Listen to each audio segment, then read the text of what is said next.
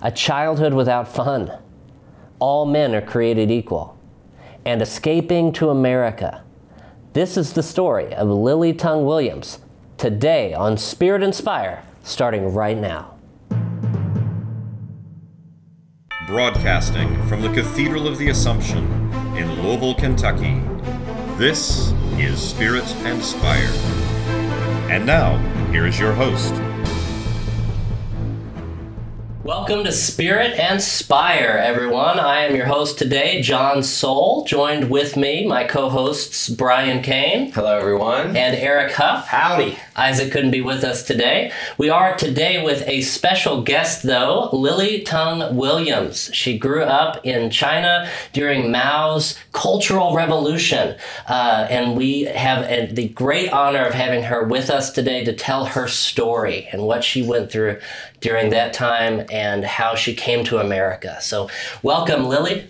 Well, thank you for having me. This is a great honor to be here with you, with the panel. Yeah, yeah, it's a great honor to have you. And we have several questions for you because you've lived quite an adventurous life, perhaps compared to maybe the rest of us guys here today, and perhaps many of our viewers. So I would start with my question, because for most Americans, day-to-day life in Asia is pretty unknown. You know, we don't really get a sense of that. And so what would you say life was like growing up in China? Well, like I was born just 2 years before Mao's Cultural Revolution. And my parents were illiterate workers. And so my memory basically started in this community courtyard, like a row house where 8 families like have one door to go inside their own apartment with their families. But the 8 families share this row house, like workers' row house, and then one bathroom at the end of the row house. It's a big ground on the floor with divider in the middle, so half for men, half for women. So basically one place where you can go to use the bathroom and for the entire community. Wow. So people have no idea what is really poverty like that time. And but of course that was very primitive, and depends on your positions inside of a Communist Party, which is one party controls everything. And if your positions were higher, maybe your apartment assignment would be better. But we were like an illiterate workers' family, so my parents, that's all they got. So we had 2 rooms, and we had like a one water faucet for the 8 families where you go stand in line, get your water, and you stay in line for the bathroom, or you have one little potty in your own bed, in your own apartment. So when you have to go, and they just dump back later. That a peasant will come every 2 weeks to dump, to get all the human waste out to take to the agriculture field.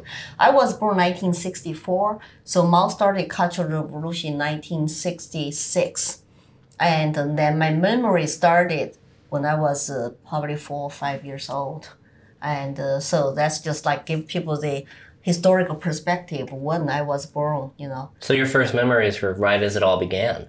Yeah, my first memory started I just remember Cultural Revolution, at the peak of Cultural Revolution, that the Red Guards singing Mao's songs, whole little read Mao's books, and all the black classes, supposed to be all oppressors, and getting public shamed and criticized in this huge public square, and to apologize for being a black class. And so if you Lily, tell us more about some of these terms, because we're a lot of our audience and me too. Yeah, we're learning some of this stuff as you talk. So right. You guys. I'm not sure what the classes are. Yeah, help us understand Red Guards and then also the black classes. Tell us a little bit about that for context. So Chairman Mao, basically, he was a leader of PRC since founding 1949. And he always used political campaigns like land reform to take all the lands from landowners, and he killed like 2 million landowners, so-called landlords. And then he started, then later the Great Leap Forward campaign again to say let's boost our production. So that campaign, by following his central planning policies, and that caused the mass famine. So you probably heard how many people die of starvation. 40 million peasants who supported Mao's communism start of mass famine. So Mao lost lots of power because of that. Then there was a new president called the new Shao Qi become new president of China. And then Mao started the Cultural Revolution outside of Beijing, outside the party, to get the young people organized to do this Cultural Revolution, and then call them Red Guards.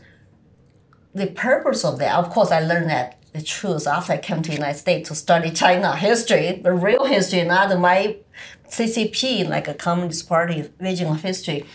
So he used this to purge his political enemies inside of Communist Party by using young kids. So he used a traditional Marxist theory. If you read the Communist Manifesto, oppressor versus oppressed. The Marxist dialectic. Yes. Yeah, class warfare. Yeah, class warfare. But Mao did even further. He put 5 black classes under oppressors. There are landlords, rich farmers, rightists, bad influencers, and the counter-revolutionaries. So you got the 3 categories were very subjective. Who defines, right, those terms? What was the third one you said? I didn't understand the third one. Rightists? Rightists. What is that? Anybody can be rightist. Oh, just like on the right of the political spectrum? On the right of the rightist. That means, so let's say you might disagree with party policies. Rightist. Then you can lose your job. Then you can be black class. They're defining them as they went, right? Oh yeah, because that's very subjective. So who defines them? So basically the Communist Party supporters of Mao, they define together. Mao was very, very savvy when it comes to doing political campaigns and control the narratives, the terms, the definitions. And then now who were the 5 red classes under oppressed?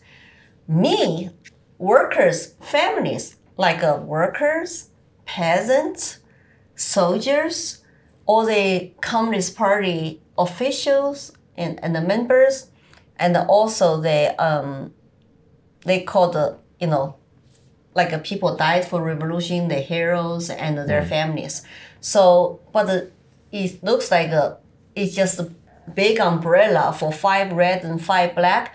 I was taught to hate 5 black classes. They were the enemies of the state, enemies of the people. So my memory started like, Red Guards were saying red songs, hold the mouse little red books in the public square, doing called struggle sessions for those black classes. And my awful memory that I just discovered last year is that I don't want, when you were traumatized as a child, you don't want to talk about those, you know. Right. I just remember those black classes were very pale inside the military truck with the red guards behind them, and their head were down, with their name, pie card in front of them, and with hands behind, probably handcuffed, and they were going to be publicly executed. And I got so scared. I was a child, right? I was like probably 4 or 5 years old, but that's how my memory started on the street. Just look at those. My grandmother, I was babysitted by my grandmother before even first grade. And he's my grandmother's apartment was very close to this park, like a kind of public park. There's the huge public square. And that's where they did their struggle sessions. So this wasn't something you saw on television. This is something you saw in the street where you lived. We did not have television. We're too poor to have radio even. And I saw with my own eyes. I heard with my own ears. That's why I call myself an eyewitness of Mao's Cultural Revolution. And another memory, now you understand what the black classes were. Yeah. Another memory, I swept under the rock for years. I think I got traumatized. And my grandma's families and the neighborhoods, entire neighborhood ran on one community water well for water supply. They did not have water faucet at that time. So it was 20-foot deep water well. And it was not even inside my grandma's courtyard. It was like the next one. And I just heard people say, come on, look, come on, see, come and see. I went there to say something. And everybody was running that way. So I went to see the water well. On top of that 20-foot deep water well, there was a naked guy floating on top of water and the boat head. And I just ran away. It's like so scary, right? Just like somebody died there in our water. And I never asked who he was until last year. I was talking about Cultural Revolution. I was feared, kind of worried about the American, what's going on. So I asked my uncle in China, who was that guy, uncle? My favorite uncle. I have 3 uncles. He said, a black class family. And he could not handle the pressure anymore, torture anymore. He committed suicide. So just remember, those are 2 of my childhood memories that it's like I trying to even just sweep under the rock and not to talk about it, not to think about it. Until recent years, I would just focus on my American life, Well, you went through trauma. I can't imagine how hard that would be to travel through. I mean, in many ways, you are on a journey, right? And you're traveling through these horrific moments and things that you couldn't control. And to arrive at a place where you maybe felt safe enough and distant enough from it to look back with a sense of confidence and desire to unearth that's incredibly important for anyone who needs to hear this, especially when there may be some of those subtle signs of that kind of revolution going on today in different parts of the world, even in our own country. Right. It's I think the reason I'm digging into my deep childhood memory now is after 20 years come to this country since 1988, and I learned English. I learned about our political system, and I read some books, and basically 20 years took me 20 years in this country to get rid of all the indoctrination I received from China. Well, let's stay there for a minute, because I was going to ask about what was school like as a child. Were you in school every day? I mean, I imagine in your early years, the revolution was happening. Were they already? I guess the Communist Party was already in control of everything at that time. Well, right? But it wasn't necessarily Mao's leadership yet. Well, yet. PRC, People's Republic of China, was founded in 1949. Okay. And as I said, Mao started different campaigns: 3 anti, 5 anti, land reform, and the Great Leap Forward. Then the Cultural Revolution. Okay. So I was born 2 years right before the Cultural Revolution. So my uncle generations, my uncle is, I think he just turned 69 and just this month. So my uncle generation, I have 3 uncles, one aunt, and they're still in China. And they are the ones who were like Red Guards age group. So Mao shut down schools completely. No schools, closed all schools. So ask young people, urban youth, to go to do political struggles daily for him. That's where I told you about struggle sessions and the red classes opposed against the black classes. And so my uncle generation never finished high school. And but I was too young, of course, even to go to school. I just saw what's unfolding in China. So the height of Cultural Revolution, like I told you, when I was 4 or 5 years old, it's basically 68 and 69, those times. And the country was completely chaotic, and the economy was really, really bad. I just remember we're just hungry, just could not get enough food. Every family is supposed to register for food rationing coupons, and I was just hungry all the time. My uncle told me how to go get a rat in my grandmother's courtyard. Yeah, go catch a rat, because running around there, very dirty, and then you can maybe burning on the fire and suck on the bones. And pretty soon rats run out too. And so I was just child, just want to say, where can I get more food? My tummy was hungry. And by the time I was allowed to go to school, it's already at the peak of Cultural Revolution. The Red Guards were become very violent against each other. Like they have this group, that group fighting inside the cities.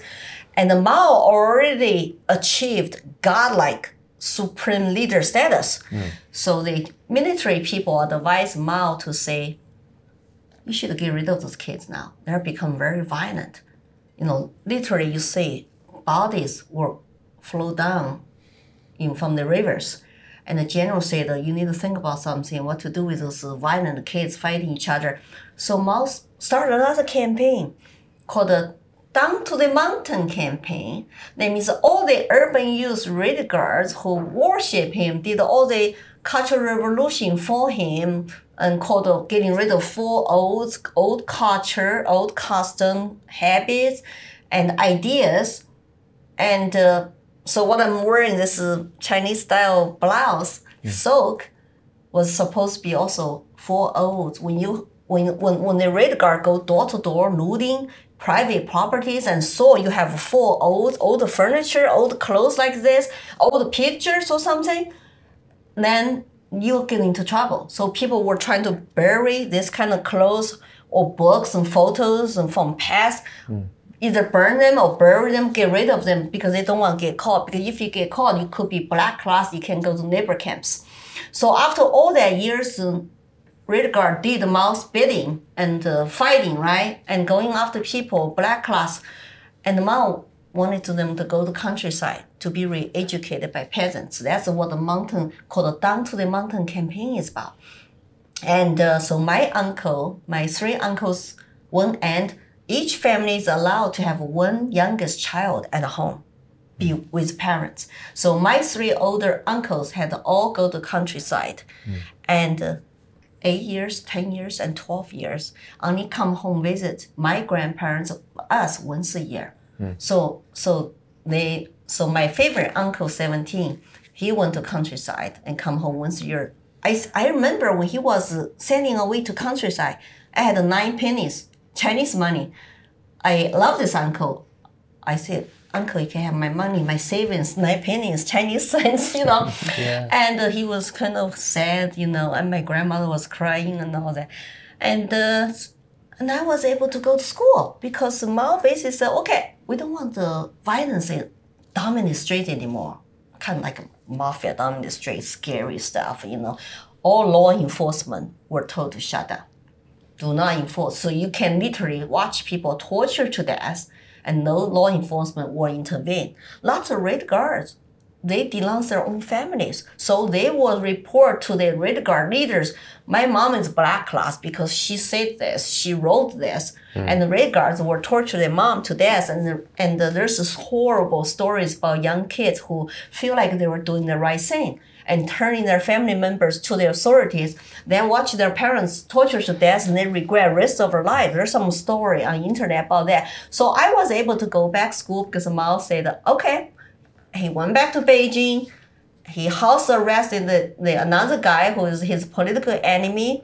He took over China, become #1 supreme leader, and he sent all the kids who supported him to countryside for 10 years, average 10 years. So I was going to school.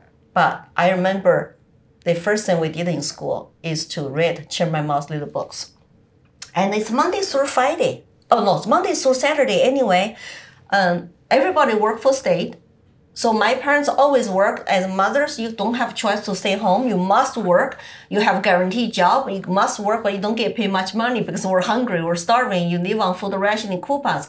But if you don't work, then you don't get the food. So everybody has to work. I just remember that when I went to school, and then we hold a little read Mao's books, and we sing songs, and we read his quotations, and then we will do our studies. And so we barely had time for any other things. All religions, churches, temples, all were shut down, banned, called cult religions. And so the only religion you were allowed to believe is communism.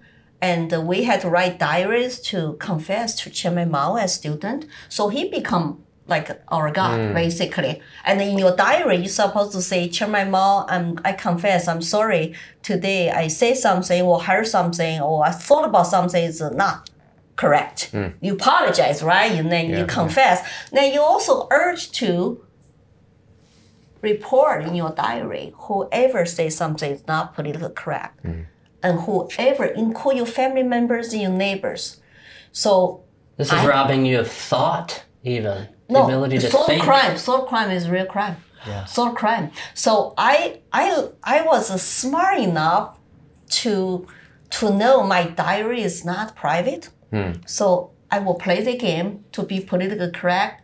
But I always, here's what happened to me. I have this extra sense in my head to protect me and my family. Is because when I was 6 years old, supposed to go to first grade, my parents begged me to stay home to babysit my baby brother. He was 1 year old. When you were infant, when you go to state daycare, state factory daycare is super expensive. My parents, so everything is free under communism is, okay, it's a big lie. It's never true. So my parents said, please, we cannot afford his daycare and we need you to stay home to watch him for him. That means delay your school for a year. I threw a big fit because I wanted to go to school so bad. My parents are illiterate. That's why I thought that was the reason for them to be hungry, not have enough food. And I thought that was the reason. So I want to get educated. I want to read. But they told me, you cannot go to school for a year because you need a babysitter, your baby brother. So I stay home, babysit. They bribed me with a movie ticket to watch, like Romania fighting Nazis or something. So by the time I got 7 years old, I finally go to school. I was so motivated. I was best student. So when you're best student, you're supposed to join Mao's Young Pioneer. You know, red scarf. You wear red scarf because I was red child. I was eligible. But teacher have to approve you, nominate you to join Mao's Young Pioneer. And I was a little bit too confident. I told my girlfriend, I will be the first one to join because I'm a red child. I'm best student. I made 100% on all my subjects. She reported on me. She reported to my teacher. So my teacher called me into office at the age of 7 to say, we have a collective society. Your individual expression of self-confidence is not allowed. And we're not going to let you join Mao's Young Pioneer to wear that red scarf. You need to learn your lesson. You need to be like everybody else. Everybody else is like a machine, like a robot. So it's not about individualism. And so I complained to my parents, and my parents were very brainwashed. They supported my teacher. So I told myself at the age of 7, I need to keep some sense private to myself. Don't trust my family. Don't trust my friends. Wow. Who knows who's going to report me? So I have learned that since age of 7. That's how I survived China. After that. So Lily, I'll ask one more question because clearly family was very difficult. Religion was basically non-existent. No. And, your parents seem to be bought into this as well. As a child who couldn't even think or share anything with your family or friends, what did you do for fun? No fun. No fun. I do not remember one single toy I had. And I had one fun that was very sad even to talk about it. I don't have a radio, right? But my neighbor who had a better position and in the factory had a radio. And once in a while I heard this beautiful, beautiful, like a piano, classic music during the news break for 1 minute. It's like, oh, that's so beautiful. Can I please come to listen to it? And I said, well, okay, it's okay, just 1 minute. So I was like, oh, my tears will come out. I was like, oh, so beautiful, And later I learned it's like, oh, that's classic music. And but I just feel so happy to hear that. And that was my fun. I had a little world to escape to, just enjoying my music. And I was a red child. It was like supposed to be a workers' rule, communist country. How come our life was like that?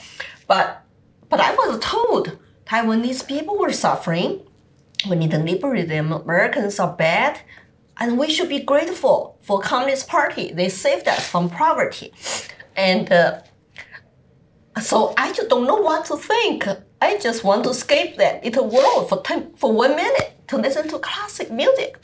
Or I had other fun, like if I get a Chinese New Year, my family will give me a little bit cash. I can go buy some candies and go buy some school supplies. And once a year, I got new clothes for Chinese New Year. If my family were all right, did all right, save money all year. So you could have one piece of clothes.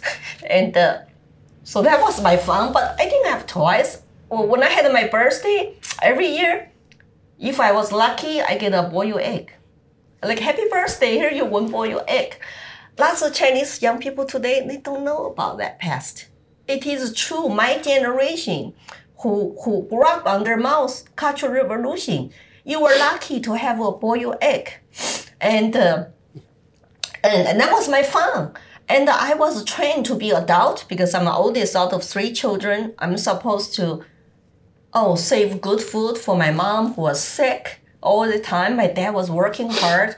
I had to ride a public bus to go to work all the time. So I'm supposed to be the adult for my 2 younger brothers and take care of them and save food for them, this or that.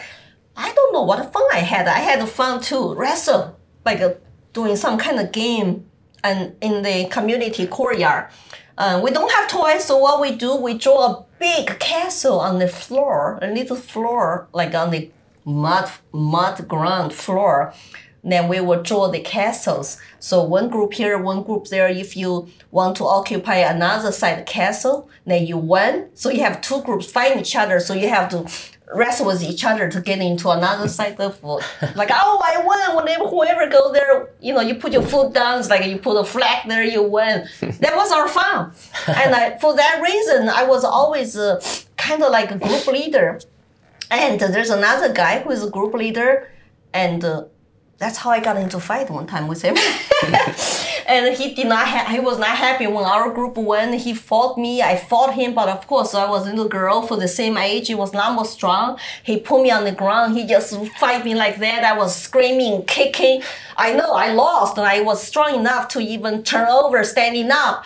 But I made such a hell for him to beat me up and to fight me, to try to control me. After that, he always leave me alone.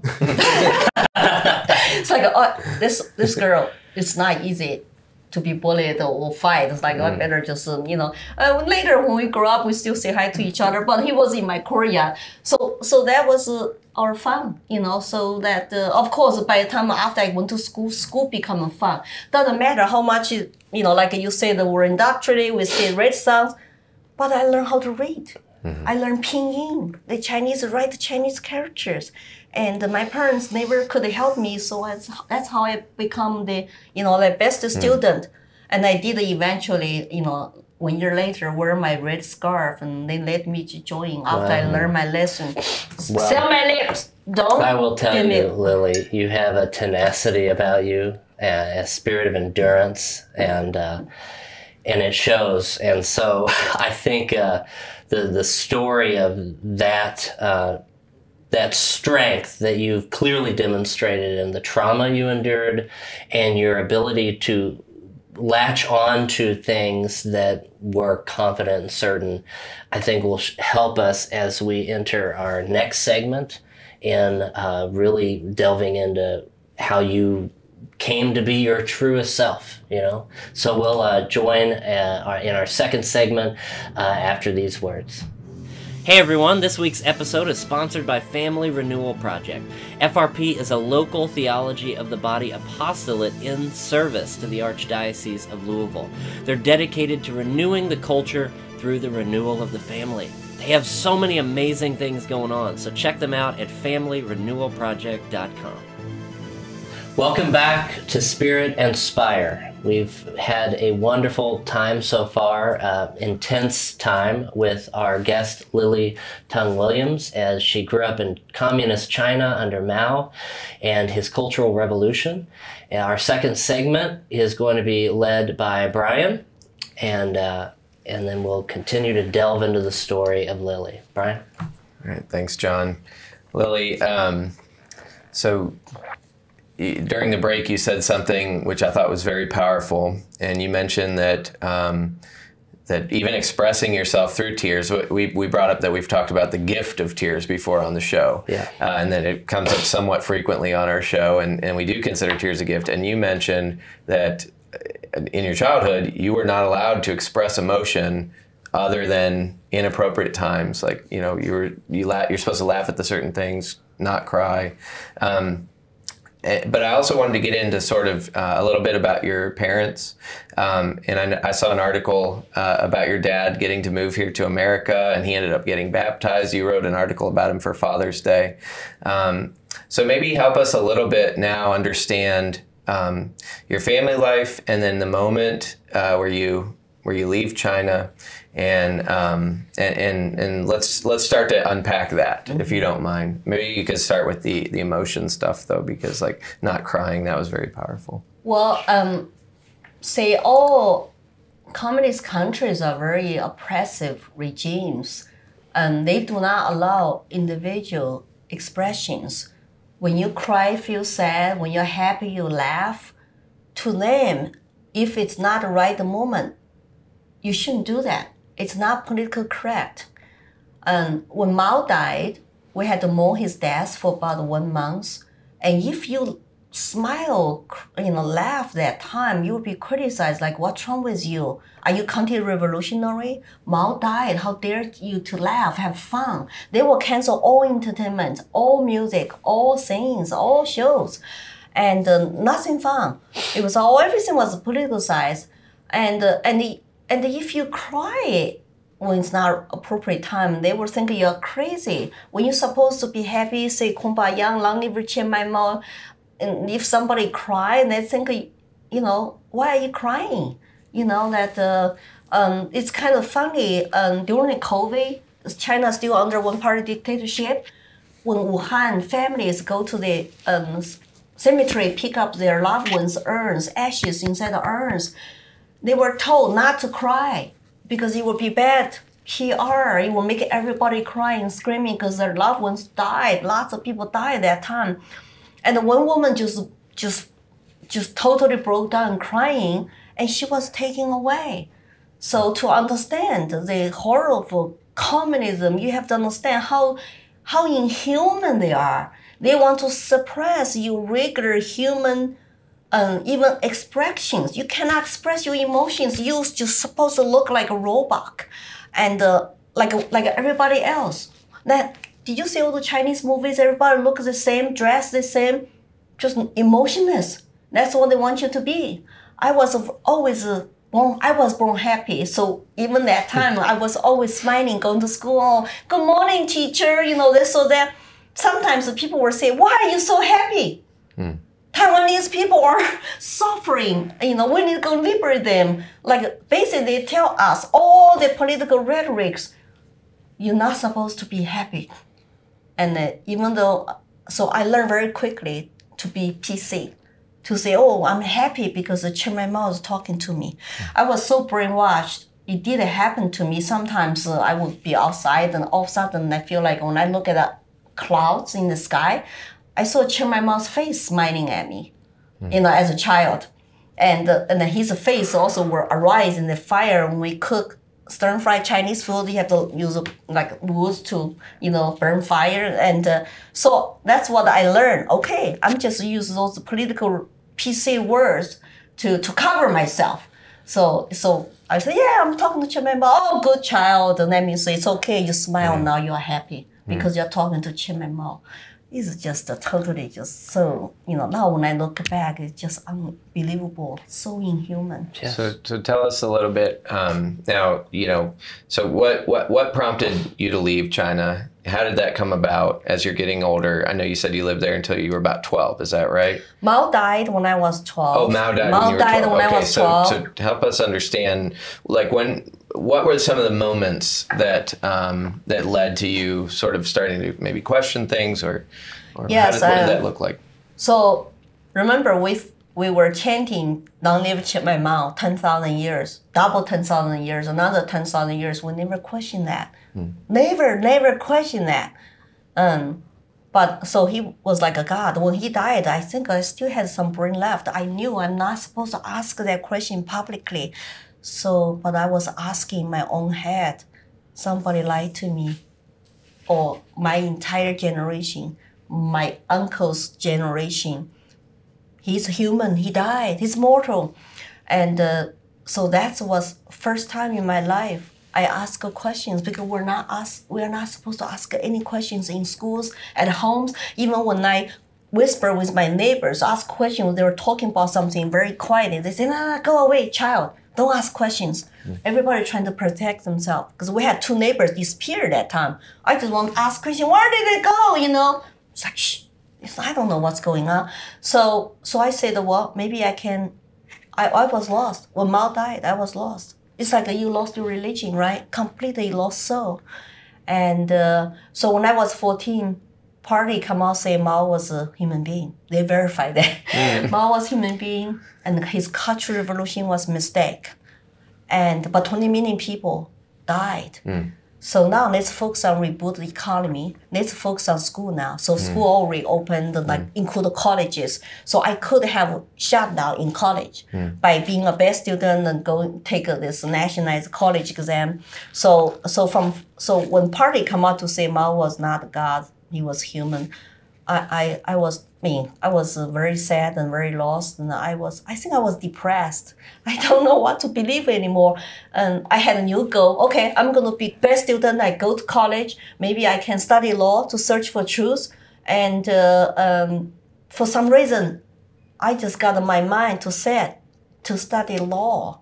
Maybe in my head, maybe I will think about, we need a rule of law instead of maybe man. Because when men become crazy, like a Mao, a psychopath, and become like God-like leader, we all worship him, and then he died. It's like, we don't want it to happen again. So I just wanted to study law. So, it was a college degree. So I applied to all top 5 Chinese universities.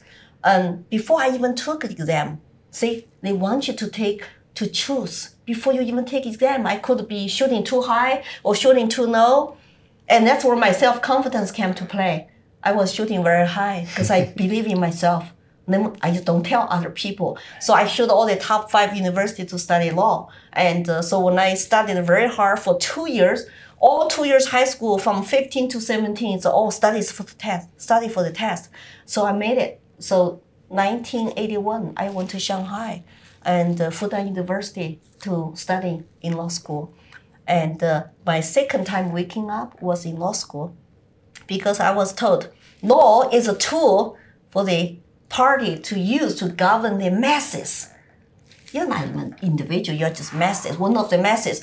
I said, well, I studied law to search for truth and want to provide justice for people, regular people like my parents and my families or regular workers. No, it's a tool, so you better serve the party.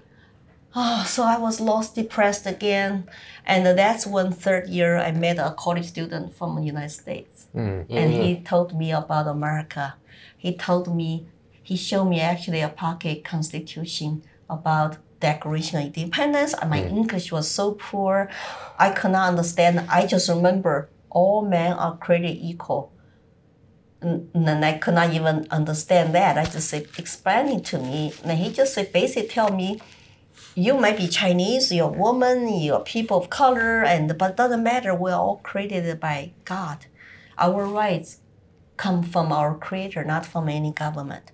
So he put the individual rights and liberty into my mind.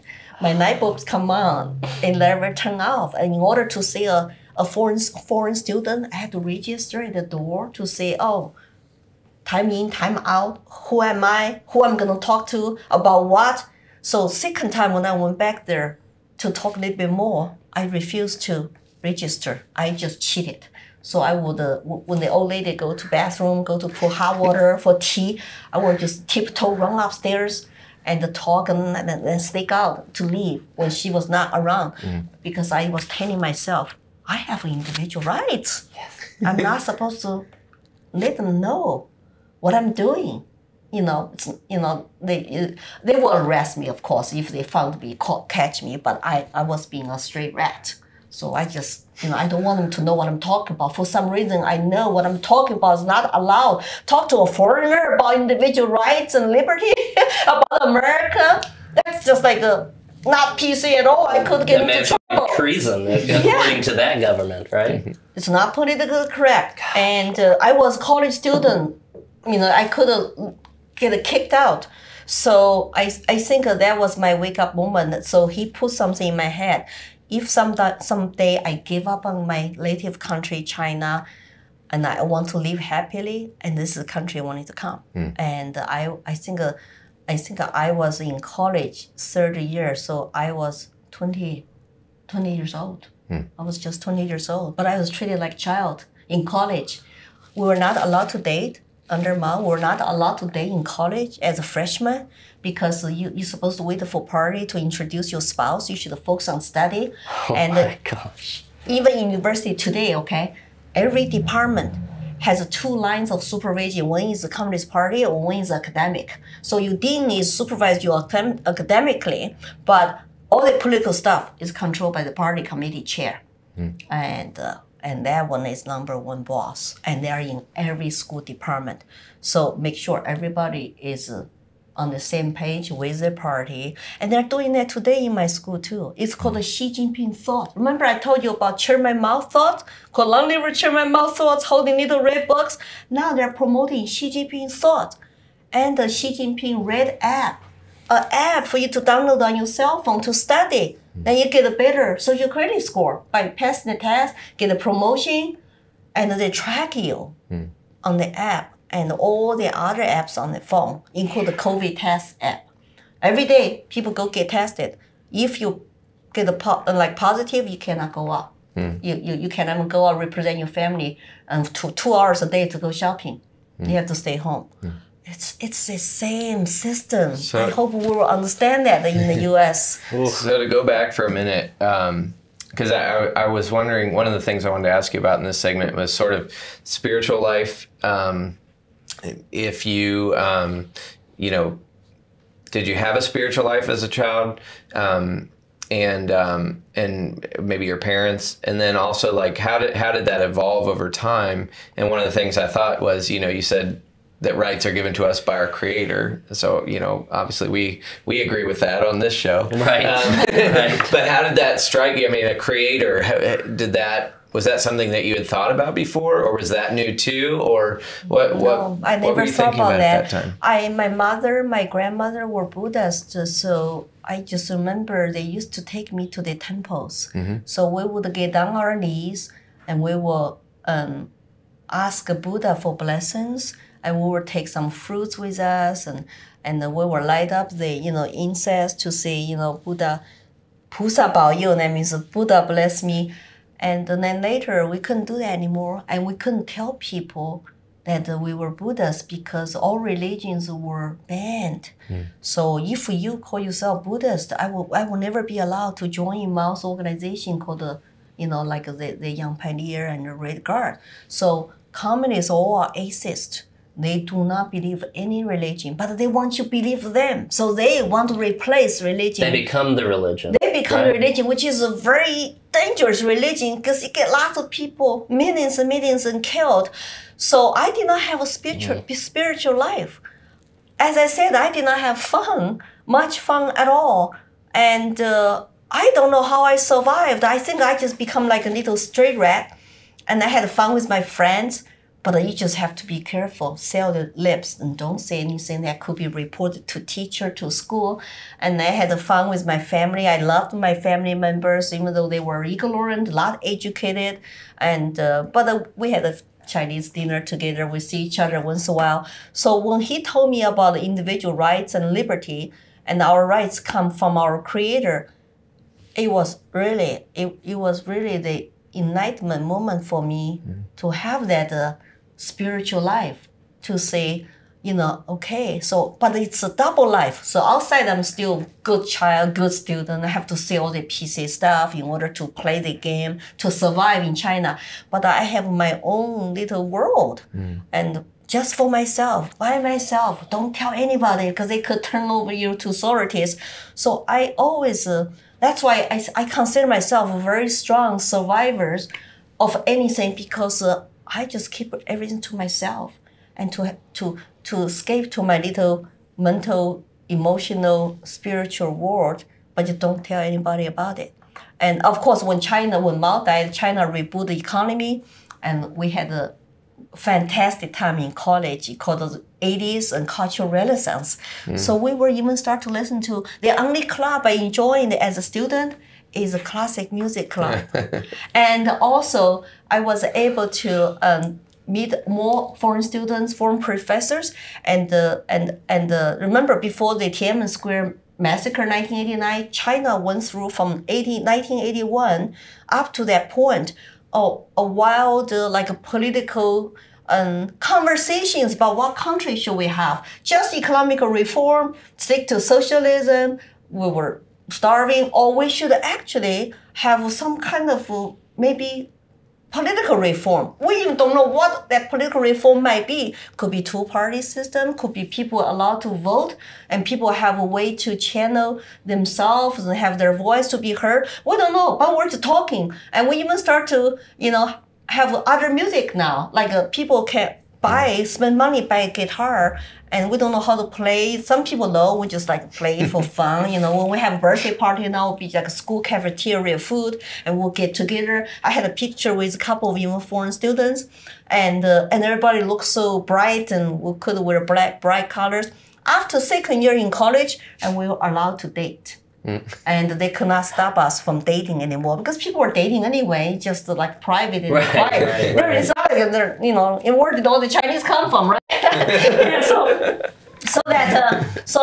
I think that 80s up to that moment was best time of my life, because I made lots of lifetime friends in college. And I just don't remember all the foreigners I met, including American students. We lost in touch, but we were able to have a conversation. I had so much fun, and we were banned from dancing parties. And then later, they okay, you can't have parties. So every weekend I go to parties. I dance until my shoes fall off, my feet hurting, and it was so fun. I remember my disco party. So disco was popular in the United States in the 60s. We were 20 years behind. I just remember everybody was shaking their body and booty, and I feel so free, just not oppressed, not stiff, very stiff. Yes, sir, yes, man, Oh, it was so fun. I was able to wear more beautiful color dresses and having my hair laid down. We used to hair cannot lay down. Under Mao, your hair has to be proof style, ponytail, pigtail, or ugly unisex, like a boy style for girls. And Mao wanted to create a genderless society. Think about that. They want girls dressed look like boys. And they control their words. Like a husband-wife cannot call each other husband-wife. It's not a politically correct word. They want to call everybody comrade. So my mom and dad call each other, my comrade, my comrade. He said, so it's very scary, right? It's and I could not wear this clothes. I had to wear white, green, and dark blue, a traditional, very politically correct colors in schools. At home, I will wear some colorful stuff.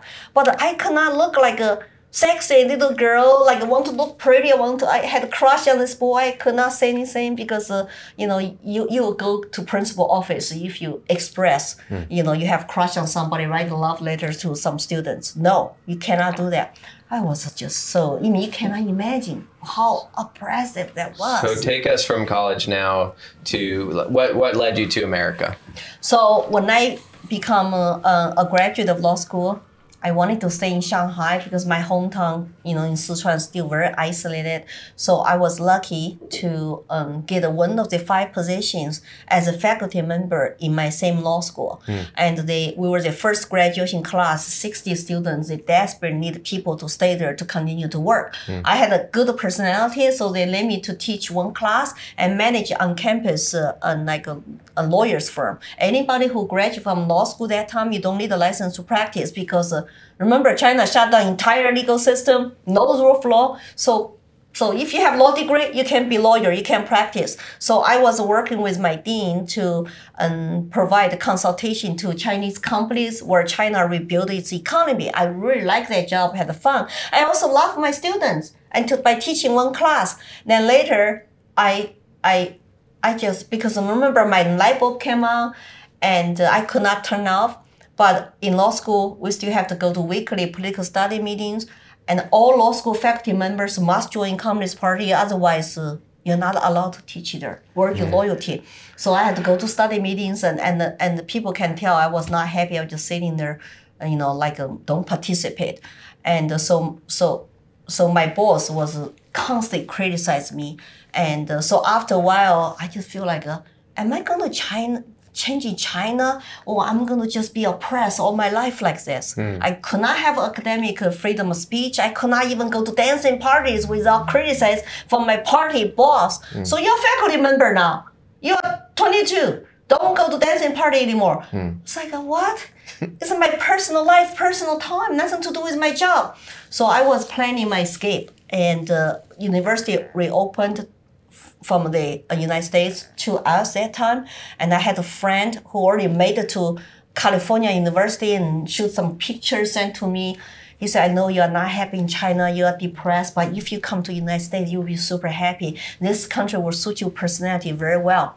So I said, well, how am I going to leave that? So I have to plan on it, because to quit your job, you need a permission from your party boss. And to go get a passport, you need your party permission to go get a private passport. So I had to change my strategy to go to political study meetings and to participate and to say the things I don't mean to. Oh, yes, I support the party. It's great. Everything's great. Then I asked for permission from my party boss to leave China to quit my job. And he made me to sign an agreement in order for me to leave and promise to go back to China to serve the motherland after I get my graduate degree in the US on my own time, on my own dime. And or two consequences: kick you out of party. Okay, no problem with that. I don't care. But the number two is very tough. They're going to kick my household registration from Shanghai to Chengdu. Everybody, when you were born and you have a person, you're supposed to register your household. It's national ID to track you. And like when my parents got married, they form household, they go register in the local police station. And that's how you get your coupons and food rationing stuff. And when I was born, each child was born, it was added to household registration, like a little booklet. You use that to open up bank account, go to the hospital, go to school, and get your food rationing coupons. And you're supposed to live here. Without permission, you're not supposed to go travel somewhere else. So if I do not go back, basically they're asking me to go back to Chengdu, back to where my household registration is, and my personnel file will go back to Chengdu. That means I will not be able to legally go to Shanghai to work, to live, because all my legal status will be back to Chengdu. So it's a loss of rank, basically. Loss of rank, loss of job, and privilege. Because my university's law school was and that's their way of keeping you in China so that you can't escape. Well, if she didn't come back. Yeah, if I did not go back on time, and they will kick me everything back to Chengdu, that means to kick me out of Shanghai. And so I had to sign it. I had to bite my tongue when to apply for my passport 7 times. Every time they try to lecture me, why do you want to leave your motherland? Don't you love your country? Why do you want to go to imperialist America? And I had to just say whatever, PC stuff to get my passport. Then finally 3 times to American consulate in Shanghai and got my visa. Then my American sponsor, paid for my air ticket. And so 1988, May 11th, that's the first night I arrived in America. I was 2 months before my 24th birthday. Wow. And my first real birthday party was 24th in graduate school. All the Texas people, students, teachers, and professors threw me a party with surprise birthday presents. I was so shocked and so surprised. Like, people were so wonderful, so welcoming. And that was probably the greatest warm moment. And up to that point, in a brand new country, I could not even speak English. How much in my pocket? $100 borrowed. And then I owe my professor $1,200 debt. So I had to use my first 2 months graduate school RA, like a research assistantship, paycheck to pay back my debt. So I started in this country in the hall. Wow. But it's still higher than where you were. Oh, I'm living American dream now. But that's how humbly I started in this country. So but God is very good. And the first night I arrived, I met my husband. Wow. The first night. The first night. I think that's a good... That is a very good spot to end our segment. So as we prepare to end, I want to just mention a few things of what you said. I was very struck by how you connected your spiritual life with having fun, and how you didn't have a spiritual life, you didn't have fun. And when you came to America, there was this instant, joy. And then this desire to get into law, not because the state is the law, but because you have this desire for justice and truth, and this desire to help people see what the law really was. It's an inheritance. It's something to long for that's good, that respects the human person, and not this ambiguous to control the masses, right? Like a dictatorship would be. So I thank you so much for your courage, and what a gift it is for you to be here at all. And as we prepare for this next segment, I'm very excited to hear more of your story, especially with your husband and all the future that came from that. So we'll be back in the next segment. Hello, everyone. This episode is sponsored by Holy Angels Academy. Holy Angels is an independent school shining the light on the Catholic and classical tradition with a focus on virtue and holiness. Their mission is clear and simple: to help their students attain the end for which they were created, eternal happiness with God. Check them out at holyangelslouisville.com. Welcome back to Spirit and Spire. I'm John Sohl, your host for today's episode. This is our third segment, and we've been privileged to have as our guest Lily Tang Williams. She grew up under Chinese communism with Mao's Cultural Revolution, and she has just shared about her experience traveling to America and all of what she learned from there. So we're getting into that, and I'm passing it over to my co-host Erik to take it from here. All right. Well, I just kind of wanted to reflect real quick. We've gone over a lot of information. There's been laughter, there's been tears, but I was just thinking I said the prayer before we started, and it just happened to fall on me today. And when I was praying, kind of off the cuff, not in an extra Catholic way. It wasn't a glory be or a Hail Mary or anything. It was kind of one of those prayers that's off the top of my head, and sometimes those work out and sometimes they don't for me. But God always listens. And when I was praying, I said that this podcast would bring about the true, the beautiful, and the good. And I remember thinking at the time, I'm like, why don't I say those three things whenever I prayed those words? And obviously because they point to God, but Sure. As it came out, I'm just thinking about the beauty with the classical music. And how touching that was, and really just a Holy Spirit moment there. Yes. And then also the pursuit of truth, and that kind of enlightenment moment that you spoke about, Lily. So from there, just to go back and reflect over those things. But moving on, so you've landed in America, and you said, on the first day you land in America, you meet your husband. So I don't even have a question. I just want you to continue the story from there, because I'm literally on the edge of my seat right now.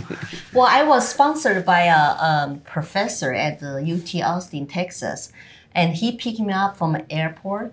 And as a sponsor, that means I didn't have money, right? I came over as foreign student, and so I'm supposed to stay at his place until I get my own later. So, but he said, before I even went to his house, he said, well, we're gonna say hi to your dean of your School of Social Work, where I'm gonna study for a master's degree, and the whole family is waiting. I said, oh, no, I'm too tired. And I had the air sick, and I was like 98 pounds. I was very, very skinny and pale. He said, oh, no, whole family is waiting. So then he locked on the door, and I was behind him. And here is a earthly mother, like my future mother-in-law, opened the door to say, give me one garden rose. Welcome to Austin, Texas. Oh, it was so warm. I welcome, right? One garden rose from her own garden. And then she turned around and said, this is my oldest son, John. All I remember, my husband is about 6 feet tall and a very, very dark, deep blue eyes and with a big German nose. And I just look at him, I just saw it's like I tell people the joke all the time. It's like, I just came over from 1.4 billion Chinese or something. It's like, he looked like an alien to me. But I just remember he was a good-looking alien, and I couldn't speak English very well, and he was very patient. He introduced me to other family members. He said, would you like to visit campus next day at UT Austin? I will take you. What happens that John was getting his master's degree in Texas A&M. Physics master degree. He was just visiting his mom. His mom said, stay tonight. We have a foreign student from China, from Mongolia. So he imagined me big and tall riding horses. Like, and then I showed up this little tiny thing, and it was really taken him by surprise because he said, Mom, I'm not interested in Chinese girls because he was single at that time. So Mom wanted him to stay. Said, we have lots of physics Chinese students. They all are like nerds or something, and then he met me. It's like, oh, interesting, and so he offered to let me tour the campus. I missed the connection, Lily, of how you ended up at John's mother's house. What? The sponsor was next door neighbor. Next door neighbor. Okay. Yeah, so he picked me up, go say hi, because the dean actually was able to waive my GRE test. I was not good in English. I could not pass English test in GRE. So my sponsor, next door neighbor, said, I met this Chinese young lady who desperately want to get out of China and come to the United States, have a better life. Could you help her? Otherwise, she could not get out. And so I was waived the GRE. Say, look, all these things just work together. And he already passed away. And so that's how I got the lock on the door of the, his mother. Because that was another thing I wanted to ask you was, everybody was aware, or not everybody, but your professor was aware that you were trying to flee China. Yes. He wasn't just sponsoring you to come get a degree and go back. No. He was in on it. He was helping you. And I told him I was desperate getting out of China, but in a legal way. How can I do that? And remind us how you got connected with him in the first place. He was a Fulbright professor, visiting China, giving lectures. And we met at a dancing party. He told me he's from Texas. I even don't know where Texas is. I was in college. We just keep in touch. So he went to back China actually 2 or 3 times. So first time we just met and have information. Then next time he come again and we met again. I told him, oh, now I got a job in Shanghai. And can you help me? I don't think I can stay here forever.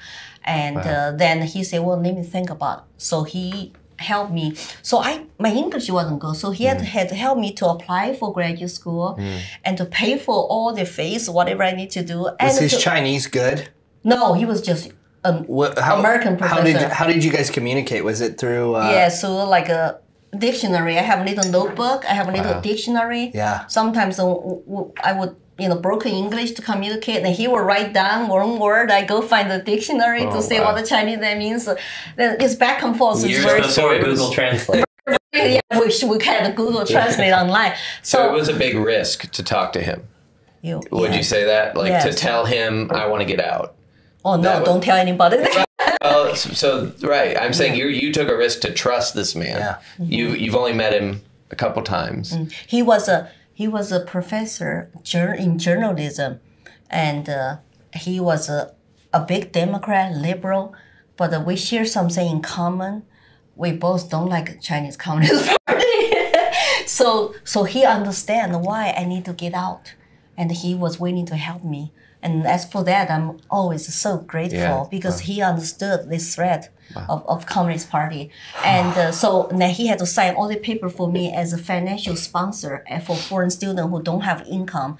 Then he talked to his next door neighbor, please help. Wow. So John's mother said, it's kind of funny. It's kind of really funny. It's destiny. She saw my picture with 2 long braids when I was 17 and said, oh, my son John might like her. and he was single for 29 years. That's Providence. Never had a date. date, even never had a girlfriend. Wow. He was single all those life, just waiting. Waiting for you.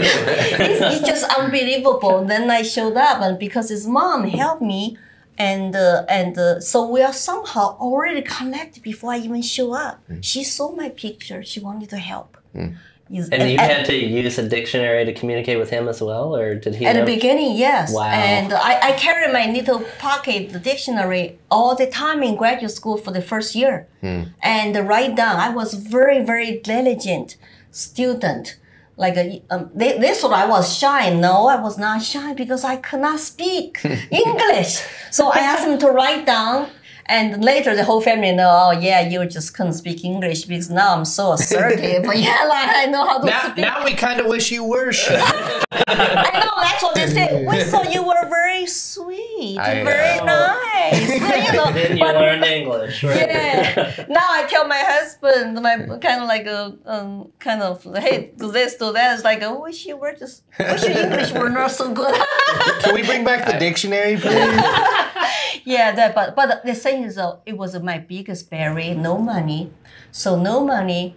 I was in debt, so I even don't know. So here's another thing. I don't know how I'm gonna survive, how to pay for graduate school. And I show up first night, and I met this wonderful family and my future, husband, and they didn't tell me I got you a job.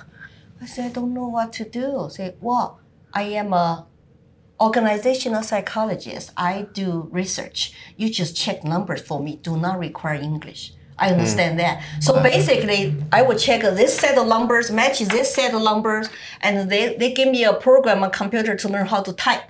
Like catch something, drop down, how to type. I even didn't know how to type in English. Mario teaches typing. Yeah, so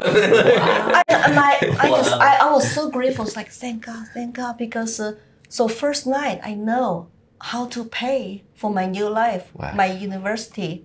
So this all happened on the first day you were I know, isn't it amazing?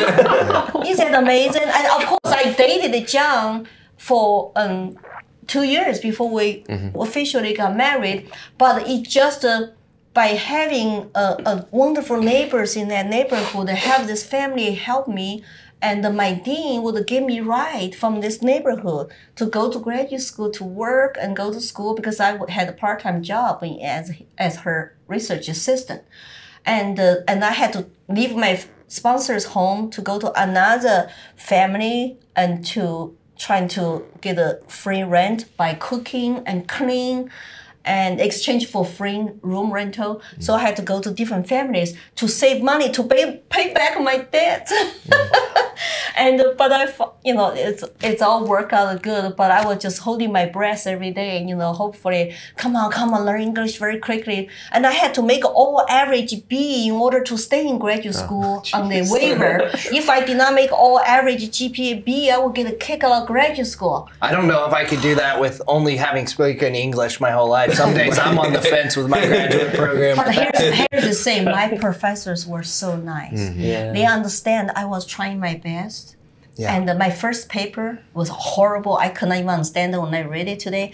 But they all gave me B because they know if I did not get a B, I would go back to China. I would get kicked out of school. Wow.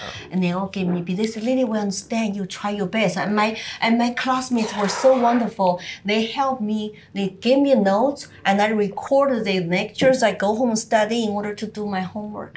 And wonderful. Think of the grades that you were receiving, like the law, and your professors were looking at the law, the grade, not as a rule to follow, but as a means by which to save your life. You are a human person with dignity, and they saw that. What a miracle. I know. I feel like my existence is a miracle. My mom was preborn mature. My grandmother tossed her into a cage with pigs to say, go ahead, die, because she was preborn, premature, would not survive like maybe 4 pounds or something. And she just keep crying. You read my father's story, but read my mother's tribute. That after she passed away, I wrote her a beautiful tribute. And she just would not die. She refused to die. She'll keep crying. Then my grandmother said, okay, feed her some porridge. Because my grandmother had no milk. And my mom survived with all the premature babies' bad health, medical conditions. Then my mom really was like a 4 feet and 4.7. Shorter than me and very skinny and highly nearsighted. And my dad saw her introduced by somebody to date. It's like, oh, I don't want to date her. She looks like that, like, oh, premium, wear big thick glasses and all that. But for some reason, my dad later always want to break up with her, and she will pursue my dad. And after 3 times they got married, I was their firstborn. And I feel like I was a miracle child. My mom was a miracle child. And my dad survived like as orphan out of 6 children, grew up as an orphan because his parents all died. I had 1 grandma I knew, my biological grandma. All other 3 grandparents I never met, all died before I was born. So it's like all that story. Someday I'm gonna write an autobiography. Yeah, you should. Wow. Yes, like every life story is a miracle. I wanted to speak really quick to. I was an exchange student in Sweden for a year, so I knew some Swedish going in, but I had the experience of being in a foreign country and speaking a foreign language, and you really you come across as a different personality, like you said. You can't understand the jokes, nor can you make them. You can't speak as fast. I remember, I spoke a little bit of Swedish, and my host family knew that, but my host dad would, be talking to me, and I'd be nodding and smiling. He said, do you understand what I said? No. And here's a funny story. My husband likes to crack jokes. When we're dating, he will crack jokes all the time. I look at him very seriously. It's not funny. It's like, don't even tell me jokes. It's not funny. I get mad. And I did not even laughing at the comedies, right? Until near end of my graduate school. My English started getting better. I went to some comedy clubs. I started laughing at their jokes. So I start to finally feel like, oh, I'm integrating into maybe American society. I start to appreciate jokes. That's why I don't want people to cancel anything, because eventually, life is about fun. I think jokes make you laugh, and the laugh make people's face look so happy. Yeah. It's great thing. Great thing in life is to have some kind of, fun and jokes, My church has a large Hispanic community, and the interactions between what they call the Anglos. And my wife's Vietnamese, so she's Asian. Wow. But she, at our church, she is an Anglo. And so she's like, am I Anglo? Or, how come she's an Anglo in your church? Just because there's only Hispanic and Anglo. There's like that's how they divide up the communities. They're not going to create a separate category for Bryan's wife. Right. But you understand Asian accent very well then. Yeah. We have similar accent. Well, she was actually born here, but what I said all that to say is, like, sometimes there's miscommunications just because of the language barrier. And so I think your story really speaks to this fact, of going from, oh, we thought you were shy, to, no, actually, you're this very talkative, bubbly person. It's good to keep in mind when we're interacting in a second language that other person we might not be perceiving them as they truly wish they could express themselves. Right, because you didn't know how to express it. Yeah. It's like always, okay, can you write down this? Like, I don't even say, can I write down this? I just give you a pen and a paper for you to write down. And you have to write very clearly, so I can go look at my dictionary and look at both, what it means in Chinese. And I could not even understand English dictionary to find out what its English word means. I have to use Chinese dictionary. And I still have them in my house today. Yeah, I still occasionally use it. What's one of your favorite English words that you've learned? And actually, I remember this first time when I heard this word called cute. I just don't understand what a cute is. Cute. Like somebody's cute. Yes. They always say, "Oh, he's cute. He's cute." I don't know what it is. I cannot find the Chinese translation, but I remember cute, I write down Qute. So I finally got it. It's just like that's the way they express it when somebody they like, They look like the way to them is cute or kind of attractive, I think, or even baby's cute, adorable. I heard you say the word sexy earlier, and my mother-in-law says sexy, and I think she also uses it sometimes when we would say cute, she says sexy. Well, I think there might be some commonality there. When I was in college, Oh, that's right. but here's another thing I learned. Also, English has lots of different words at different level because I also learned the word attractive. I was visiting this Chinese friend, and his roommate actually was a European student. I think a French guy or something, a French guy. And I couldn't speak English to him.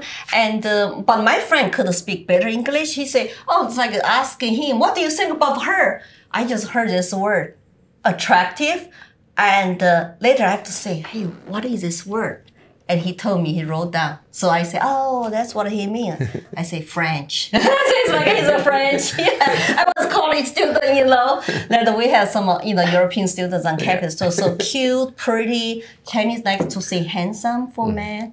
And now even Chinese use English word now. Cool. Yeah. Like cool. They have a Chinese translation of English word cool and talk show, and fans. It's all those new Chinese words. I even don't know because I left China a long time ago. I have to ask my Chinese friend, what does this Chinese word mean? Like a fans, 粉丝, like fans. Like lots of people on YouTube, on your podcast, you have fans. Okay. I was like, see, the language is evolving, is improving, right? With all the new modern terminologies and stuff that I have to keep up. Now wish he had that word back in the day. I know. Oh yeah, his fans. Yeah. It's a different level. Oh, it's like a Different kind of fans. It was way too dark. I'm sorry. Yeah. Dark humor. All right. Well, as we conclude our third segment, I just again reiterate just what a joy it is for you to be here with us. Because as you're sharing your story here, I feel like there's this peace that's coming because you're now coming into America. You're getting established. I mean, being able to tell jokes and understand jokes, being able to laugh. I mean, laughter is like a shared experience, right? It builds community, gives you a sense of belonging, right? Like you're a part of a family. And I just want you to feel even more welcome because I know it's a lifelong journey of healing, just because it happened 30, 40 years ago doesn't mean you're not still processing and making sense of it and having it and still longing for that deep sense of family. I might still discover some memories I swept under the rock someday because I start to discover more and more when I lived with my younger brother and my dad in Colorado, just temporary for a few months. And they start, if my brother who is 5 years younger remember some stuff, I don't. That means I don't know how much stuff I was traumatized as a child. I swept under the rock. Yeah. That's so my daughter who has a psychology degree, maybe she would have mom. That's right. I think we'll get into some of that because, like our last segment, we'll get into a lot of the what now? How do we handle this? So we'll be back in a short bit for our final segment, everyone. Thanks again for watching Spirit and Spire. Hey everyone, here at Spirit and Spire, we want to serve our community by highlighting God's work in our parishes, schools, and apostolates. We hope to bring renewal and unity between all those in the body of Christ. If you would like a shout out in the next episode of Spirit and Spire, go to spiritandspire.com or email us at spiritandspire@gmail.com. Thanks and God bless. Welcome back to Spirit and Spire for our final segment here with Lily Tang Williams. We've been discussing so much with her about her life in China and now in America, and really getting into the depth of the difference between forms of government, ways of life, ways of looking at law and laughter and true family. And I have a final few questions that I really wanted to throw toward you, Lily, just to kind of get your sense of where you've been and where you're headed, right? Because this is your story, but also you're a living witness to, in many ways, resurrection, hope, right? Joy. And so, 3 questions. What are the fundamental flaws of communism, based on what you experienced and in theory even? But then what are the subtle warning signs that maybe we in America should be aware of? And then how can we preserve an authentic, life-giving culture in American life today? I think that the communism socialism all sounds wonderful at the beginning. That's why lots of people very easy to buy it. Because this ideology started always by offering people and free stuff. We are a big community. Everybody takes what they need, and we all are equal. We have free everything, and it sounds wonderful. People like that, right? People like to hear that, but the people don't understand the flaw of that. It just no country ever becomes successful and prosperous by adopting those ideology and systems. But instead, it's always a shortage of all the products, shortage of food, and people are living under oppression, and the people are not happy, enslaved, and don't have any personal choices. So you got to differentiate the ideology and from the actual consequences when you implement those systems. Even like Americans, when they first come here, right? They also tried, and like it just did not work out. And to connect with you, said, for example, there are some warning signs for me in this country.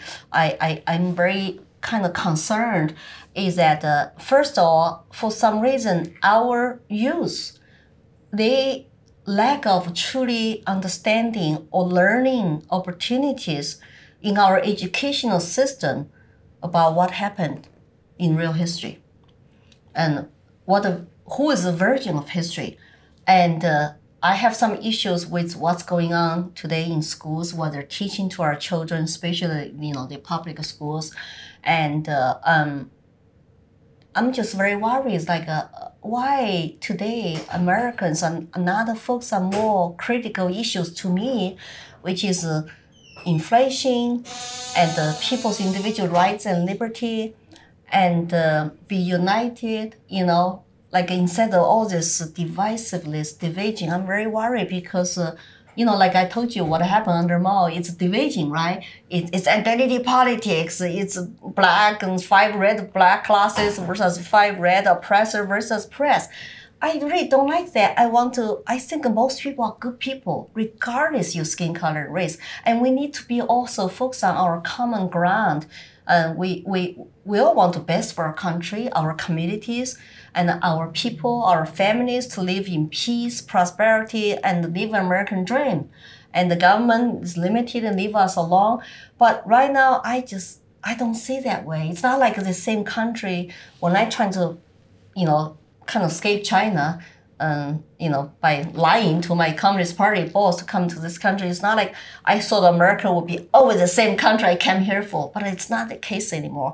So I'm very worried about that. I think by sharing my personal stories, I hope I send out very good warnings and positive messages to bring people from all walks of life together, because we all are created by our Creator, by God. We are equal, and we should judge people based on their individual characters, not based on their race and skin color or gender or whatever, So did I answer all your questions? You have yeah, that was pretty solid stuff. Yeah. What is your last part of your question? I think I missed how can we preserve an authentic, life-giving culture in American life?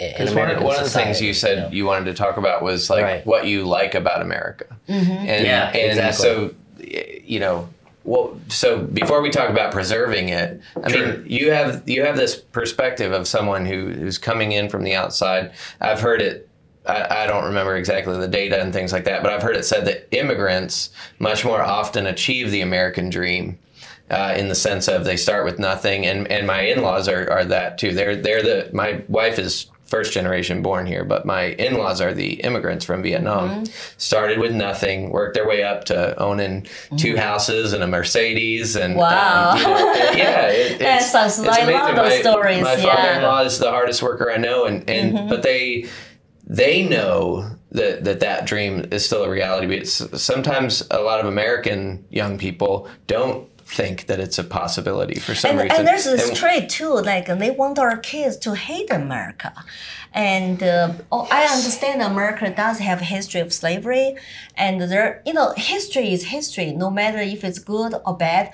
But the real history, those things happen. We need to have a very objective attitude to teach real history, to say, here's something good, something we're not proud of, it's bad, it's evil, slavery is all evil, and we need to try to, of course, reduce, even there's still slavery in the world today in some other countries, right? But we need to move forward as a country after the 60s civil rights movement, and we need to get the people more united, mingle, and it doesn't matter, I'm Asian, I'm here, and you're white, it doesn't matter, because I don't see people based on their skin color. I want to say if he's a nice guy or not, right? That's more important to me. And some people like me who fled really oppressive regimes come to this country. For my 34 years in this country, I really feel very welcomed. Doesn't matter where I live, doesn't matter which state I live. I really feel very welcome. I might have one incident, somebody called me bad names on like a road accident or something, but I stood up, for myself, and she's gone. So I'm not a victim, I'm not oppressed. And also that I want to always encourage like Chinese Americans, when you feel something's not right, then stand up for yourself, but don't always blame on racism, because we also bear some personal responsibility to achieve American dream and to be assertive, to go get that job, and to negotiate with your boss, to start your business, to make money, to invest wisely. So personal responsibility, I think it's also American traditional values. You got to work hard. You got to learn how to invest money and become successful. If I could have a 3-home business today, after I come to this country with nothing, and I have financial freedom to do this with you guys, right? Tell my stories. That'll prove to you this is the greatest country on earth. Anybody can come from any other country, start with nothing, could not even speak English, and live American dream. Tell me which other country I can go. And I just finished my congressional race. I did not win. But which country I can go to do what I can do in this country. So I love our country. And I hope that we all can be united to achieve the same thing called American dream here. And be more positive and respectful of each other, promote life, love, and respect and trust. And I hope that's the American way that we can, move forward. It's so hard. Sorry, John, to interrupt, but we're in a very polarized culture right now. Mm-hmm. And it's so, like, I've been talking about this with not only my more conservative friends, but my more liberal friends as well. But it's so hard to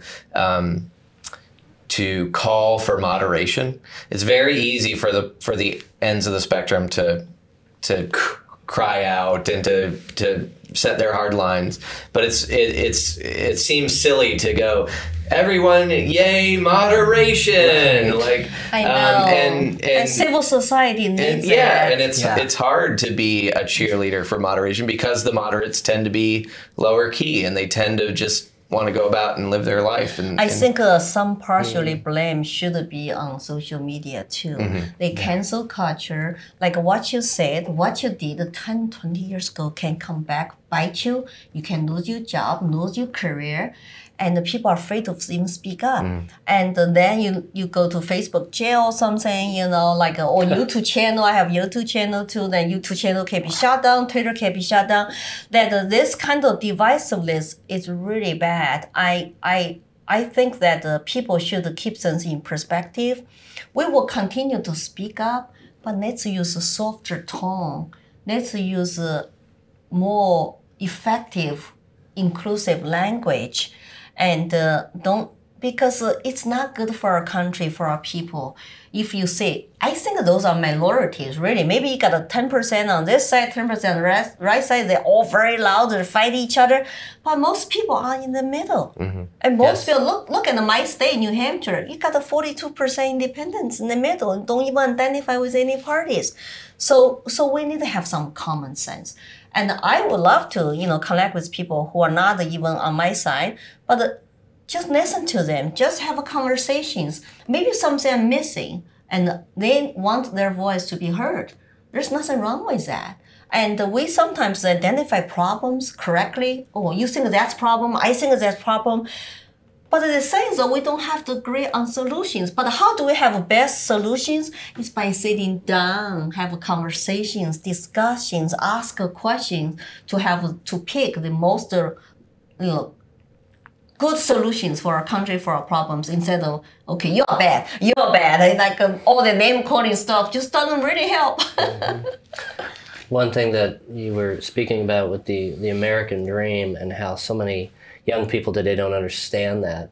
And I wonder to myself if things like social media or any of the attitude of traveling somewhere and striking it rich, winning the lottery, all of these types of get rich quick fixes, instant gratification, if some of that has not contributed to the breakdown of people's ability or desire to understand what the American dream actually requires. Because what you did was not come to America and get rich quick. Yeah, things fell into place on some level in one day, but you didn't marry your husband that day. It was a couple of years of getting to know him, spend time, being patient, right? I couldn't push him away. Right? Exactly. And learning how to handle your desires for love, right? But then also with working toward your job. I mean, you had to work hard. You had to spend days, weeks, months, years of really doing hard work and building up this dream slowly. Yeah, I'm like lots of immigrants. I was laid off when I was working full-time, year of 2000. I was working for a corporation. All of a sudden, I feel like my American dream came to a halt. I was panicking. Oh my God, we have 3 kids. My parents were living with us. Now I lost my job. I have to rely on my husband's job alone. And I was shut the door in my master bedroom, just thinking, what should I do, what I should do. And I was so afraid, but I had the courage to say, maybe I should start my own business. I will create my own job for myself. I will never get fired. So when my husband come home, I said, can we be frugal, live on your salary alone? He said, yes, we could. That's why we bought that house. We could support the house mortgage by one salary. We have to be super frugal. So I had the little bit freedom to say, I'm going to try to start my own business. I swear to myself, I will never get a pink slip. I will never get fired, walk to the door that afternoon by 4 p.m., gather my stuff from a corporation. So I did it. But I did not succeed. It took me 8 years to become profitable. 8 years, and to test different direction of my self-employed business, what I should do in order to make money, to help family to pay bills. But you have to be persistent in what you're pursuing in life. There's no quick riches, and there's no quick way to just all of a sudden also we cannot demonize rich people. Look, it's like when somebody say you did not build that, I did not build that. So tell me how many years I have to work so hard to build my own successful home business. It started 2000, now it's 22 years. But the first 8 years, I was lucky to rely on my husband's salary. Otherwise, I probably could have to just go get any kind of job to support my family. But I was focused on my business building, and also be mom for my 3 kids. So now I am, my husband retired, so now it's like, okay, dear, now I can work hard. I'm still working. Don't worry, enjoying retirement. We have a home business run together, but most times I'm still working, making money, and so he can enjoy his retirement. But so you take turns, right? So you rely on each other and have a strong marriage relationship, and both parents together really help our 3 kids also to navigate their young adult life.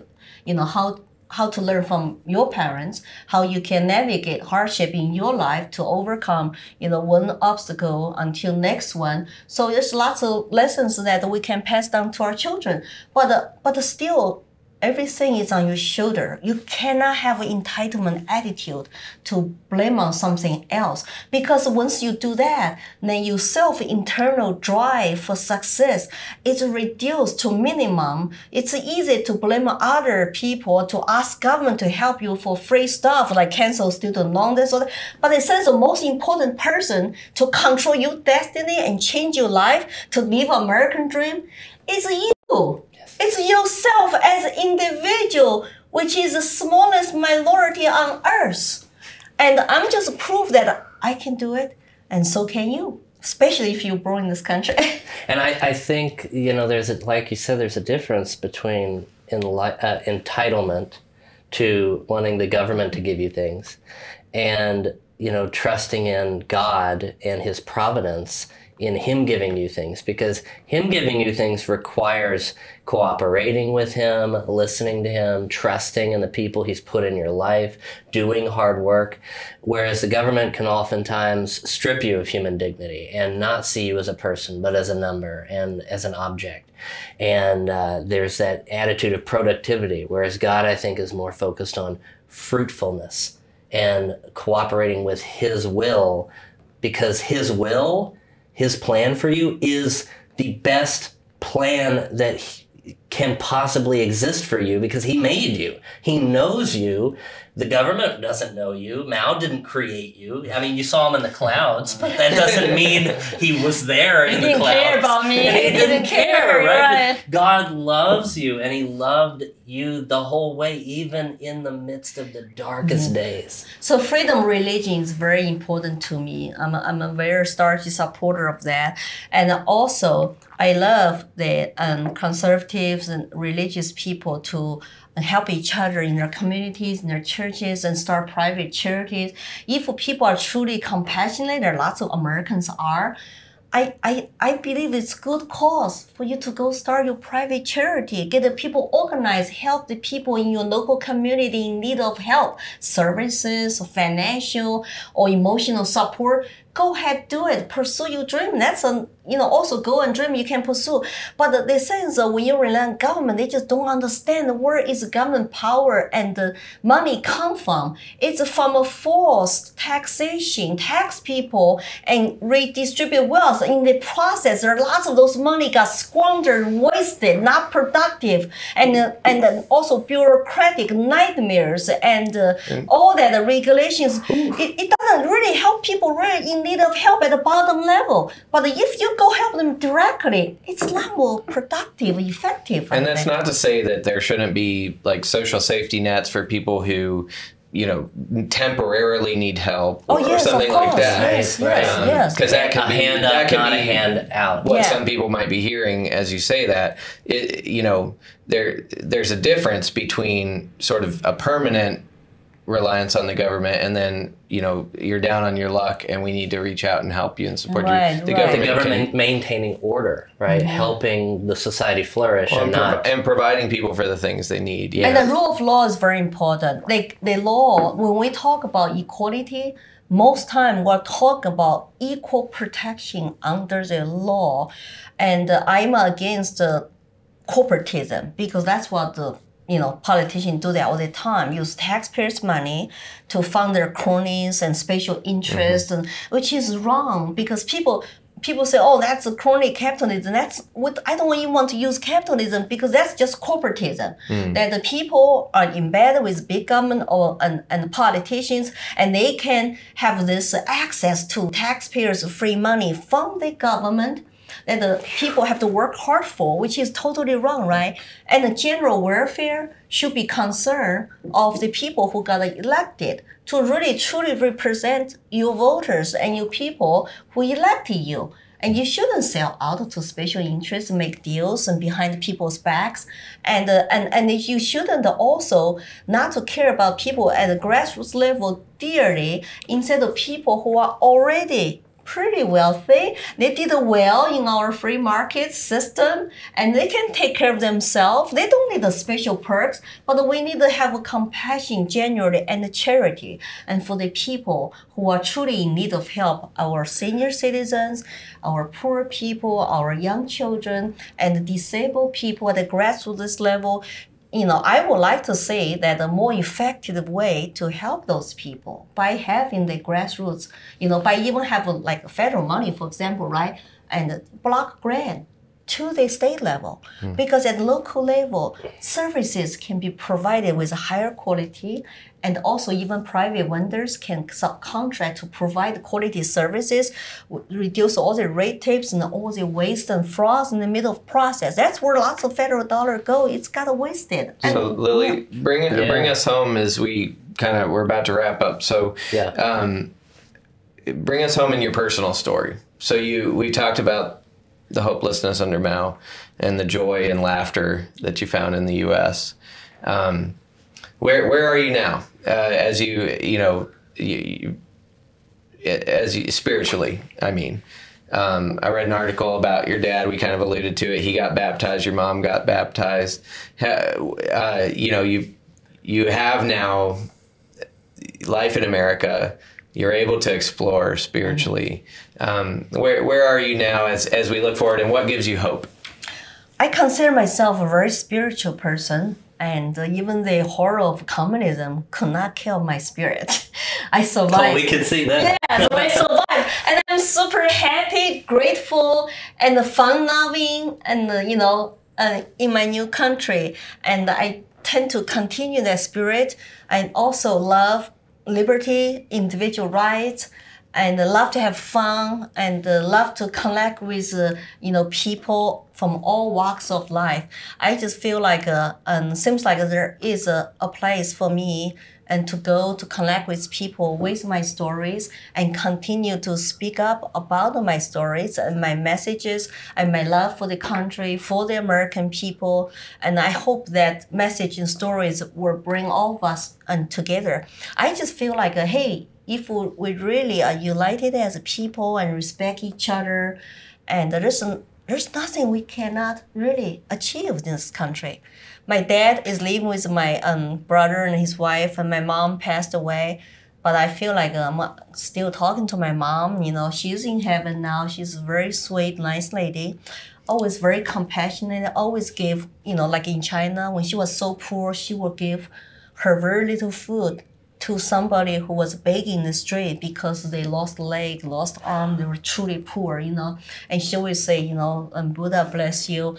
And so I think our people need to show more understanding, respect, and compassion for each other. And so I'm going to actually go back to New Hampshire. Maybe, I've been giving money every month to a food bank.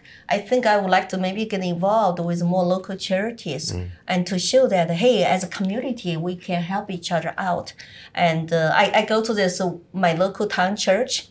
Sometimes on Sundays, I just go there, we sing songs together. I just feel so peaceful. And I have a Chinese political refugee, my friend who was present in China for 7 years. He's a Christian. He will tell me the Chinese English translation on his phone about the Bible.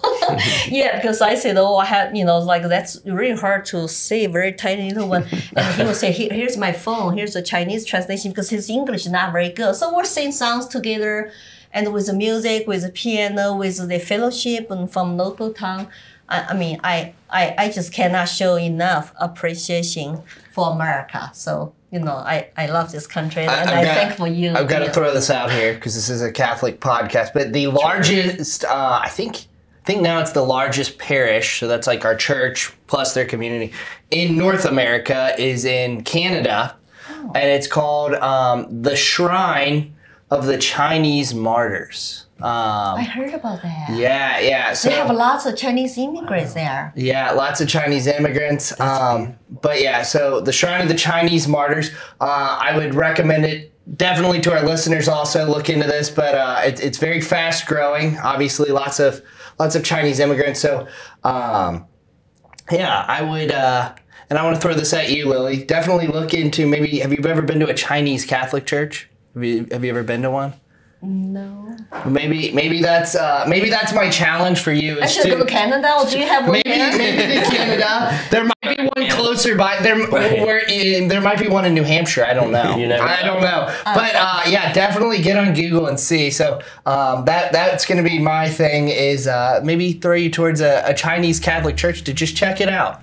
Yeah, I taste and see. Yeah, I have some brothers and sisters. I think I met they're Catholics in New Hampshire. Yeah. I think it might be Massachusetts because there are lots of Chinese in Massachusetts. Okay. I will find out. I've never heard about there being lots of Chinese in Massachusetts, so that's definitely my trivia question. Boston, Cool. right, yeah. Cool. And there are questions, so I just don't know about the Catholic, Yeah. Chinese church.